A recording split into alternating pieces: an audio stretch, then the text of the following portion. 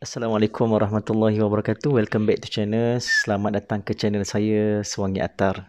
Jadi zone di vlog saya ni ataupun zone di YouTube saya ni adalah dakwah yang paling simple dan paling sempoi, yang tidak menekan mana-mana pihak, yang tidak memeli mana-mana pihak. Okey, saya cuma nak ulas tentang isu iaitu agama BTS ataupun penyembahan ataupun pemujaan kepada artis-artis. Jadi bagi saya sebenarnya hukum jatuh pada haram dan juga berdosa besar, jatuh pada syirik.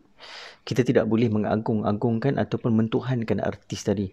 Macam contoh, kalau kita minat sangat kepada artis, contoh artis Korea, artis daripada Indonesia, ataupun artis daripada Malaysia kita sendiri pun, kita tidak boleh mengagung-agungkan dia sehingga menyebabkan keagungan kita pada Allah Ta'ala tu kita pinggirkan.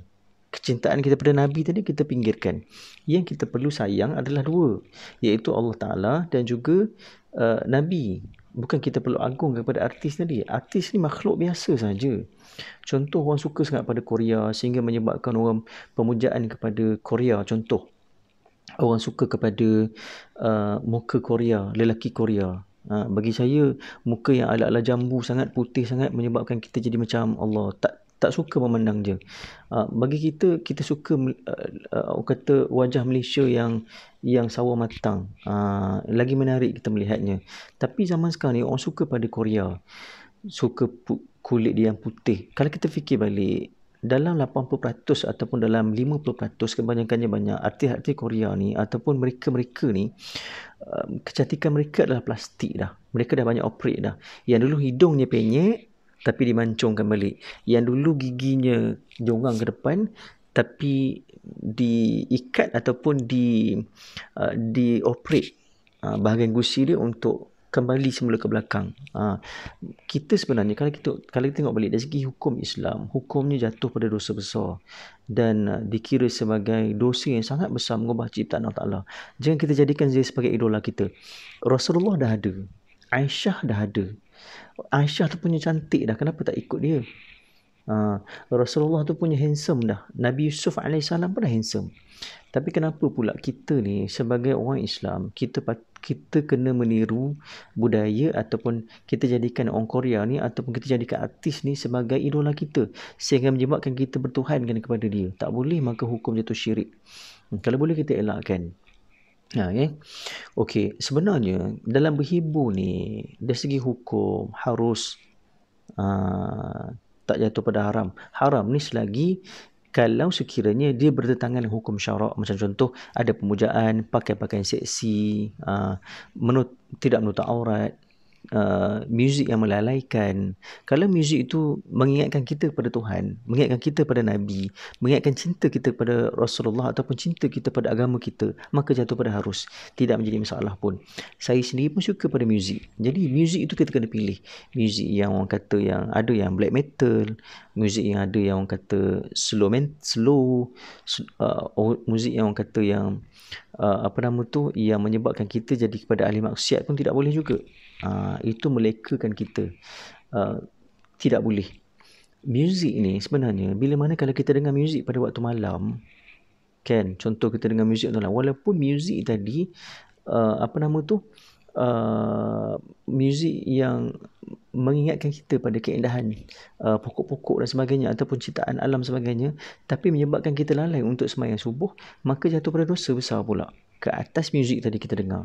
Sebab itulah dia ada uruf dan keadaan dia yang kita boleh gunakan. Saya ingat saya pernah berlaku pada zaman Rasulullah dulu, bila mana Rasulullah dalam keadaan remaja lagi. Pada ketika itu dia menjaga kambing, mengembala kambing. Dan pada ketika itu dia terdengar satu muzik daripada orang Arab. Orang Arab Badui pada itu. Kan orang Arab Badui ni dia suka ketuk kompang dan sebagainya dan dia orang akan menari. Jadi pada ketika itu Rasulullah ni dengan rasa macam takjub, Rasulullah pergi tengok.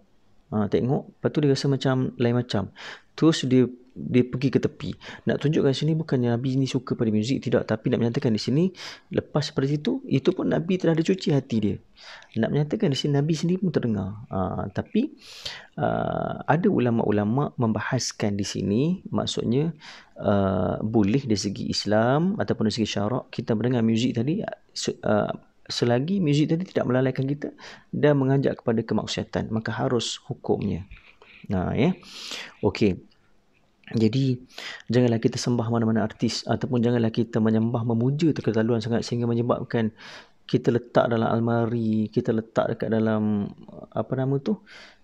bilik air. Itu tidak boleh sebenarnya. Nak kalau artis tu tidak menutup aurat dia, maka jatuh pada dosa besar. Kita hari-hari memandang pada dia dengan pandangan nafsu syahwat. Tidak boleh, tidak dibenarkan.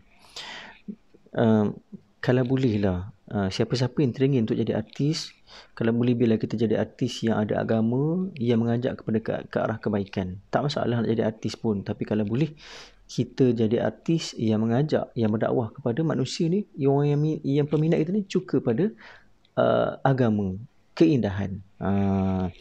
Tak payah jadi artis hatilah adik oi. Jadi orang biasa pun tak apa dah. Ya, berat tanggungjawab jadi artis ni. Berat tanggungjawab. Esok bila orang minat taksub kepada kita, jatuh pada dosa besar. Kita jangan benarkan orang taksub pada kita. Nanti orang taksub pada kita jatuh pada dosa. Yelah, kita tak minta dia orang taksub pada kita. Tapi kalau orang yang kadang-kadang ada orang yang minta untuk dia tu taksub pada kita, sesetengah artis. Saya tidak menghina mana-mana pihak.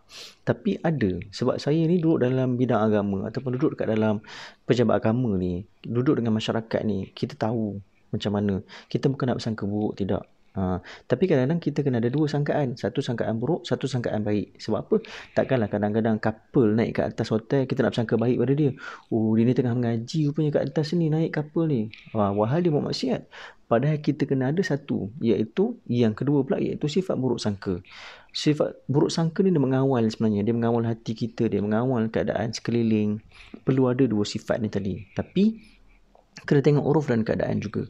Okey, jadi saya harap kepada adik-adik semua yang minat ataupun yang taksub pada artis ni, kena boleh elakkan supaya kita dijauhkan daripada neraka Allah Ta'ala. Ya? Kadang-kadang yang menghiasi kecantikan artis tadi adalah iblis sebenarnya. Kita tengok dia main gitar dan sebagainya dalam keadaan tidak senonoh. Yang menghiasi kecantikan tadi, yang menghiasi kesedapan muzik tadi adalah iblis sebenarnya. Betul. Kita tengok balik, oh sedapnya muzik dia pakai, sedapnya lagu dia, suara dia. Sebab iblis ni akan datang. Pelbagai cabang dia akan menggoda kita. Jadi berhati-hati insya-Allah. Dengan pencerahan saya pada hari ini, kalau boleh kita jangan jadikan artis ataupun budaya-budaya yang tidak elok ni sebagai agama kita ataupun kita bertuhan kepada dia. Jadi insya-Allah sekadar itu saja. Wabillahi taufiq wal hidayah. Wassalamualaikum warahmatullahi wabarakatuh.